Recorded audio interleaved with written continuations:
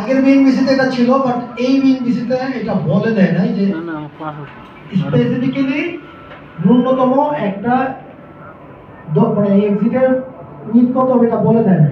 But এখানে আমরা যদি দেখি মিনিমাম উইথ অফ স্টেয়ার, সেক্ষেত্রে রেসিডেন্সিয়াল অকুপেন্সি এবং হচ্ছে আপনার এডুকেশনাল অকুপেন্সির জন্য সবচেয়ে কম দেওয়া আছে 1.12, মানে 3.5।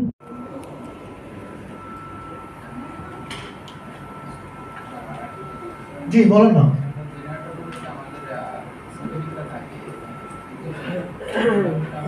মাইনরিটি হতে হবে যদি না, একটু কথা আছে, জেনারেটরে যে অ্যাডজাস্ট একটা রাখা লাগে, ওই অ্যাডজাস্টটা যদি আউটসাইডে হয়, বাইরের দিকে হয়, সেক্ষেত্রে এবং ওই দিকে যদি কোনো বিল্ডিং না থাকে, সেক্ষেত্রে ওইটার কোনো ফায়ার রেটিং লাগবে না।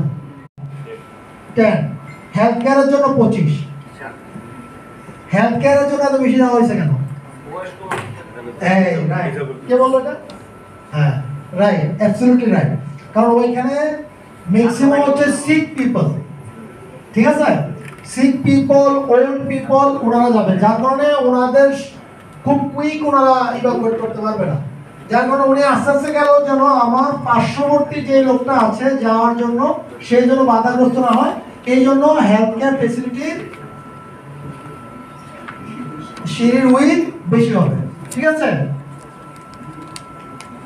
তারপর দেখেন মার্কেন্টাইলের ভিতরে F3, মানে লার্জ শপস এবং সুপার মার্কেটস, বসুন্ধরা সিটি